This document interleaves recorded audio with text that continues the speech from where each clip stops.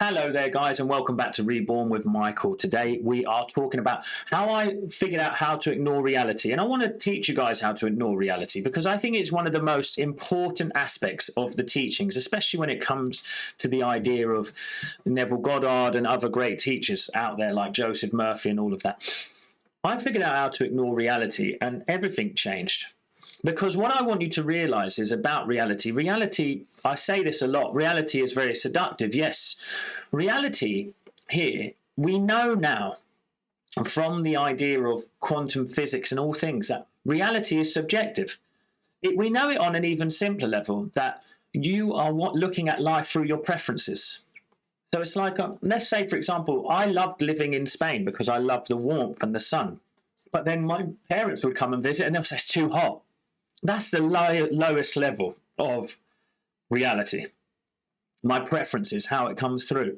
But what I want you to actually fully understand is that your true self-identity within this reality is what is projecting it out of you.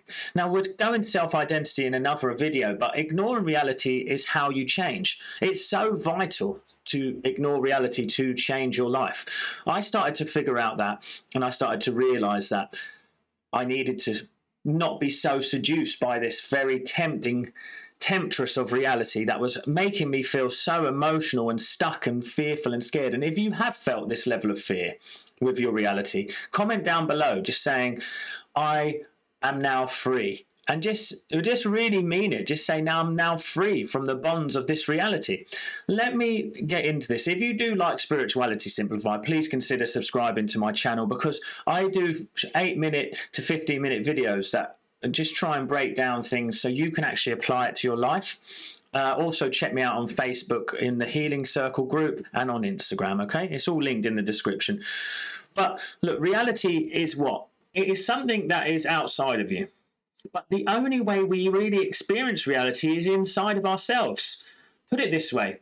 The only way that I see is photons of light bounce off of an object, then it goes through my eyes, and then my brain processes it into a physical reality. We're told in quantum mechanics that reality is actually very suggestible without mind coming into it. They did this through the electronic, when they were firing electrons at a sensor. When they were observing it, they would go in a straight line. But when they weren't observing it, it would be all over the place.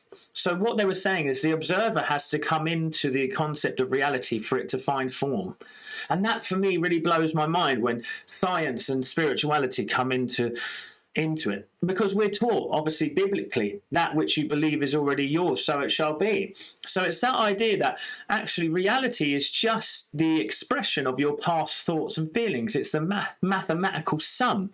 And when you start to think about it like that, reality is the sum, the mathematical sum of my thoughts, feelings and imagery projected in front of me. So if there's something that you're not liking at the moment, rather than getting so seduced and bothered and frustrated by it, why don't you go to the true source of creation, which is within?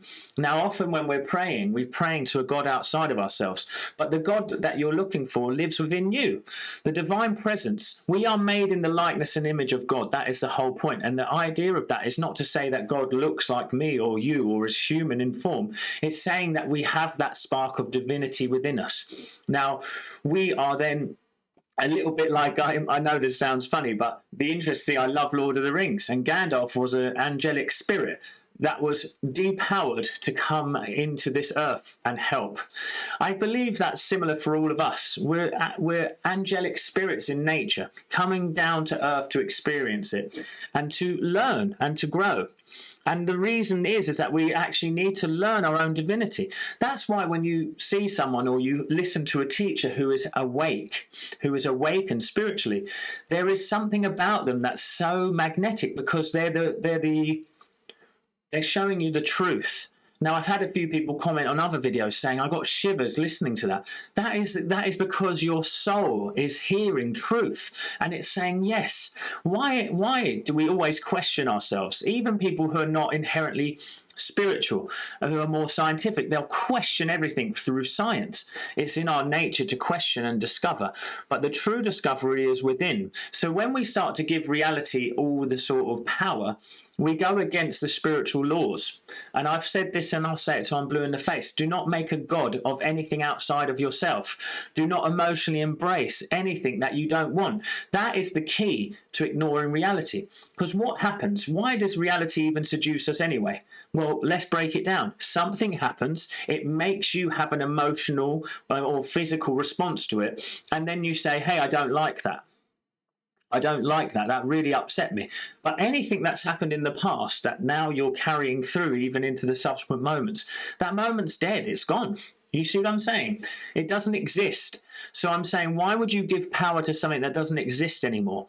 I've worked with many clients who've had to find out how to ignore reality because what they were doing is they were getting lost in their frustration. One example was a client who came to me who was desperate for a promotion, and it had been weeks, months and months, and I think even maybe 2 years. I can't remember now.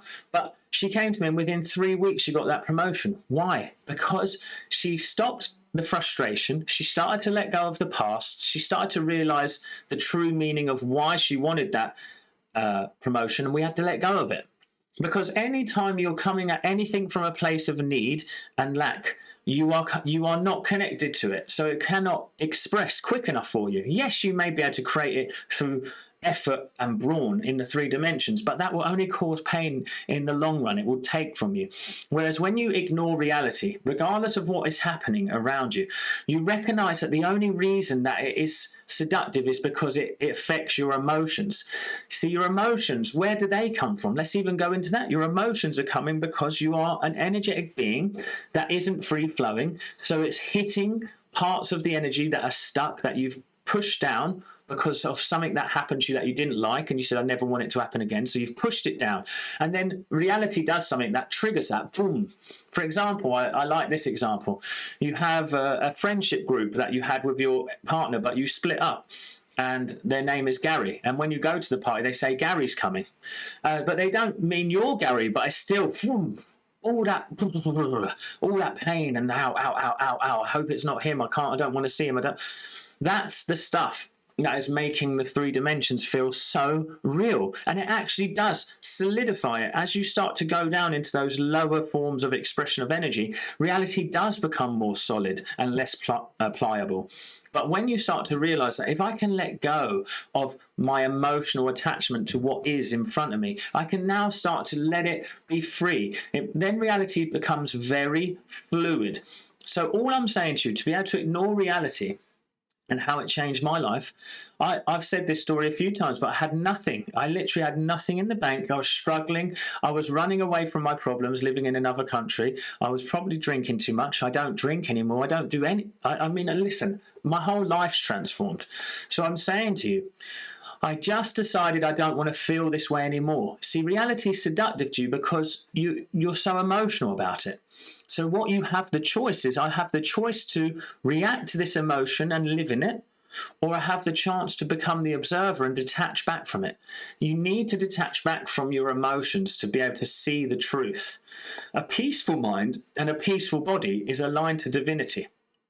When you are absolutely at ease, flow, you will manifest and create things at such a rate that it feels like reality is flying.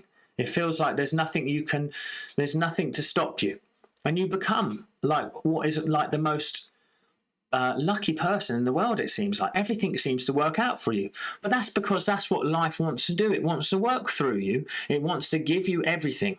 But you make reality your mistress. You make it so important to you. You make it a god.